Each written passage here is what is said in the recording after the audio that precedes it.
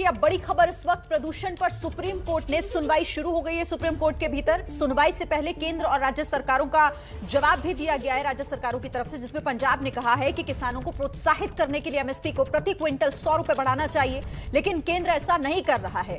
हरियाणा ने कहा कि वो पराली जलाने पर रोक लगाना चाहता है, कुछ थर्मल पावर प्लांट बंद कर दिए, जबकि केंद्र ने कहा वर्क फ्रॉम होम की बजाय कार पूलिंग, गैर जरूरी ट्रकों का प्रवेश रोकने जैसे उपाय अपनाए जाएंगे। तो ये राज्य सरकारों की तरफ से, केंद्र सरकार की तरफ से भी जवाब दाखिल किया गया है, लेकिन उसमें भी कैसे राजनीति दिखाई दे रही है, एक दूसरे के ऊपर छींटाकशी और आरोप प्रत्यारोप दिखाई दे रहा है। बिल्कुल साफ नजर आ रहा है। लेकिन साथ ही अब हम चलते हैं सीधा सुप्रीम कोर्ट, जहां अंकित गुप्ता हमारे साथ जुड़ रहे हैं और बाकी रिपोर्टर्स भी हमारे साथ इस बुलेटिन में जुड़ेंगे। लेकिन अंकित, सबसे पहले आपके पास आना चाहती हूं, सुनवाई शुरू हो गई है, कोर्ट रूम से पहले जो अपडेट आ रही है वो बताइए।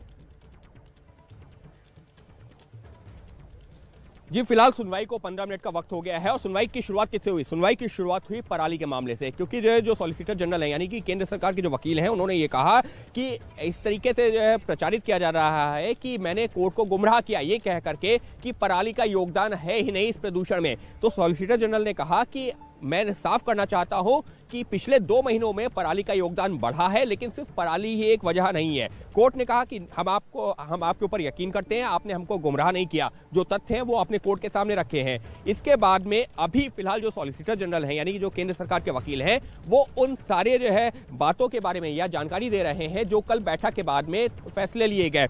मसलन जिस बात का जिक्र से कुछ देर पहले मैंने किया था कि सॉलिसिटर जनरल ने अब कोर्ट को बताया है कि उद्योगों को गैस ईंधन से चलाने का निर्देश दिया गया है। जो उद्योग सिर्फ सीएनजी और पीएनजी से चलते हैं उन्हीं को अनुमति दी गई है फिलहाल चलने की। इसके अलावा दिल्ली के 300 किलोमीटर के दायरे में 11 थर्मल प्लांट को सिर्फ 5 को चलाने की अनुमति दी गई है, बाकी 30 नवंबर तक के लिए बंद कर दिए गए हैं। ये एक कदम उठाया गया है। ट्रकों के जो प्रवेश पर रोक लगाई गई है और 10 साल से ज्यादा पुरानी डीजल गाड़ियां और 15 साल से ज्यादा पुरानी पेट्रोल गाड़ियां सड़कों पर नहीं चल सकेंगी।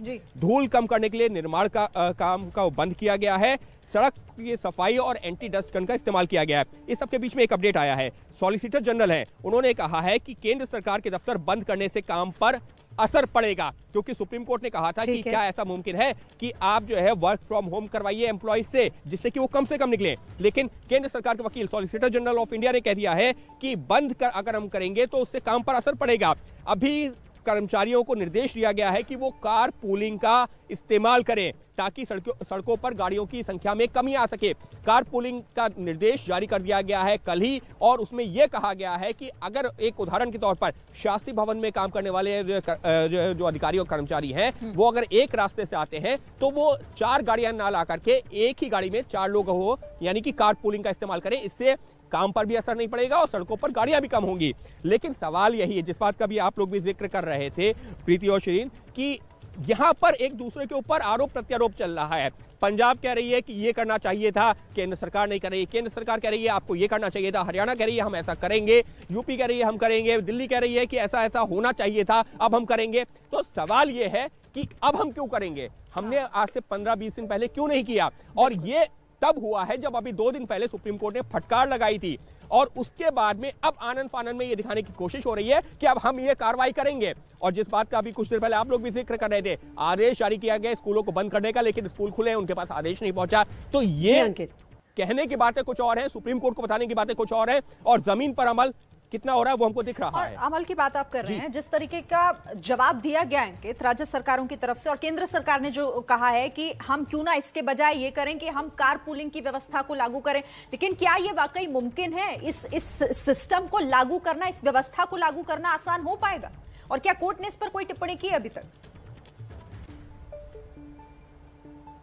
जी, फिलहाल अभी कोर्ट की ज्यादा कोई टिप्पणियां आई नहीं है। अभी जो सिर्फ केंद्र सरकार के जो वकील है सॉलिसिटर जनरल, वो अपना पक्ष रख रहे हैं। लेकिन वही शिरीन, सवाल यहां पर यही है कि बातें करना आसान है, लेकिन उसको जमीन पर इंप्लीमेंट करना, अमल में लाना, वो चुनौती है। और ज्यादा बड़ी बात तो नहीं है, जितना हम लोग जो है खुद पिछले कई सालों से इस तरीके के हालातों को देख रहे हैं, जो बुनियादी कदम है जिसके लिए आपको जो है ज्यादा कोई ऐसा नहीं है कि किसी को दिक्कत भी आ सकती थी। आपको छिड़काव करने से किसने रोका था? या फिर आपको जो डस्ट क्लीनिंग के लिए जो सड़कों पर जो मशीन चलती है वो चलाने से किसने रोका था? बिल्कुल सही बात ये सिर्फ कहने की बातें हैं कि अब हम ऐसा कर देंगे। ये चीजें तो आपको जो 15 दिन 20 दिन पहले क्या आपको साल भर करनी चाहिए, लेकिन आप ऐसा नहीं करते हैं। जब हालात खराब होने लगते हैं, सवाल उठते हैं, तो फिर राजनीतिक बयानबाजी होती है। सच बात तो ये है अंकित की कहीं ना कहीं केंद्र और राज्य की सरकारें सुप्रीम कोर्ट के आदेश का इंतजार करती हैं ये सब कदम उठाने के लिए। आपके पास लौटेंगे जैसे ही कुछ अपडेट्स आते हैं कोर्ट रूम से।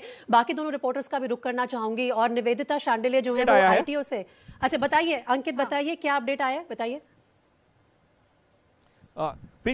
प्रीति एक अपडेट ये आया है कि जो दिल्ली सरकार के वकील हैं अभिषेक मनु सिंघवी, उन्होंने ये कहा है कि केंद्र सरकार ने पिछली सुनवाई के दौरान कहा था कि पराली जलाने से 35 से 40% प्रदूषण होता है, और जिसके बारे में ये जो दिल्ली सरकार के वकील ने कहा है, तो उस पर सिंघवी ने यह भी कहा है कि केंद्र सरकार पूरे साल की बात कर रहा है, जबकि हम इन 2 महीनों को लेकर ज्यादा चिंतित हैं। यानी कि अब मुद्दा क्या है? मुद्दा यह है कि आखिर पराली का शेयर कितना है, क्या पिछले 2 महीनों में वो बढ़ा है, पूरे साल में क्या रहता है। तो फिलहाल अभी जो घूम फिर करके चर्चा चल रही है वो इस बात को लेकर के कि पिछले 2 महीनों में हालात क्यों खराब होते हैं, जिस पर जो है अभिषेक मनु सिंघवी ने एक चीज और कही है, एक दलील आई है। उन्होंने ये कहा है दिल्ली सरकार के वकील ने कि पराली जलाने को कम करने के आंकने का नुकसान है, हमें इस पर बात करनी होगी। बेसिकली उनका मकसद ये है कि पराली जलाने को कैसे कम किया जा सके, हम इसका आकलन कर रहे हैं। अभी ये आकलन ही हो रहा है। अब आप खुद समझ लीजिए, अभी जब आकलन होगा तो जमीन पर जब तक अमल होना होगा तब तक तो कितना वक्त निकल जाएगा। तब तक कई लोगों का दम घुट लेगा जहरीली हवा में सांस लेते लेते, और ये सरकारें समझने से इनकार कर रही है। निवेदिता, मैं आपके पास आना चाहूंगी। पराली जलाने का एक मुद्दा बहुत बड़ा है और सारी राज्य सरकारें आपस में लड़ती रहती हैं कि कौन जिम्मेदार है, लेकिन वहीं अगर वाहनों से जो पोल्यूशन होता है उस पर नजर डालें तो ये जो सब सुझाव आ रहे हैं कि वर्क फ्रॉम होम कर लीजिए या कार पूलिंग कर लीजिए, जब आप सड़कों पे उतरते हैं क्या रियलिटी में नजर आता है कि लोग एक गाड़ी में अकेले सफर ना करके 4 लोग एक साथ सफर कर रहे हैं? ऐसा दिल्ली जैसे शहर में क्या हो भी रहा है कि होना असंभव है? जी देखिए, ऐसा बिल्कुल भी नहीं है, क्योंकि हम आपको तस्वीरों के जरिए ही दिखा देते हैं कि सड़कों की स्थिति क्या है। जरा आप तस्वीरें देखिए, सड़कों पे इतनी गाड़ियां होती हैं कि किसी को भी घबराहट होने लगे। आप देखिए लंबा जाम लग रहा है। हम लोग सुबह से जहां भी जा रहे हैं, जहां पे बमुश्किल आधा घंटा लगना चाहिए वहां पे 1 घंटा लग रहा है। इस तरह का ट्रैफिक भी है। और जहां मौजूद है आईटीओ, यहाँ पे धूल धक्कड़ कम है। यहाँ पे केवल और केवल धुआं जो है वो गाड़ियों का धुआं है, जो कि आंखों में जलन कर रहा है। यहाँ पे अभी हालात ये हैं कि यहाँ की हवा में एक बदबू है, डीजल पेट्रोल जैसी धुएं जैसी बदबू है यहाँ की हवा में, जो कि आंखों में जलन पैदा कर रही है। लेकिन कदम जो है वो बहुत छोटे छोटे से उठाए जाते हैं, जैसे कि रेड लाइट ऑन गाड़ी ऑफ, ये किया जाता है दिल्ली सरकार की तरफ से। आप देखिए यहाँ पे कि लेकर के play cards red light on गाड़ी ऑफ का, यहाँ पे लोग खड़े हुए हैं।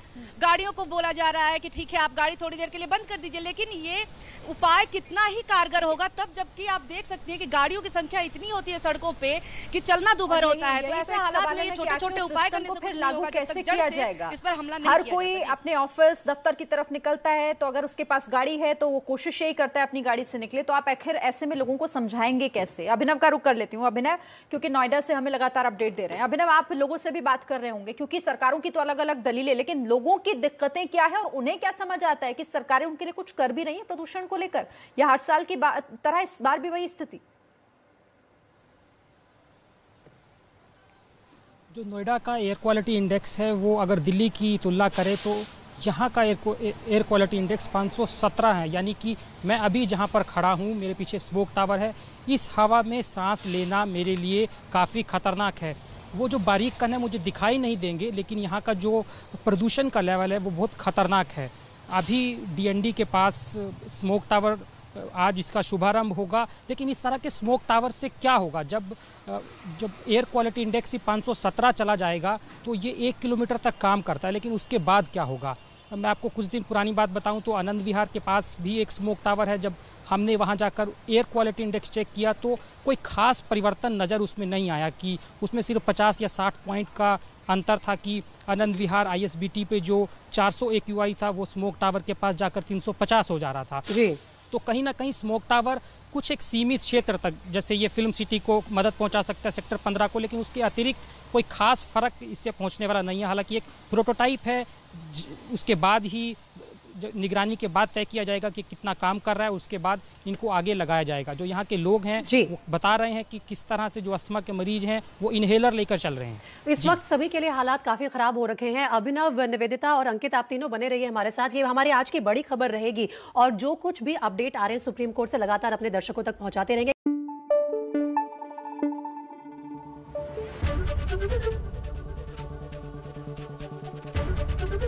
एबीपी न्यूज आपको रखे आगे।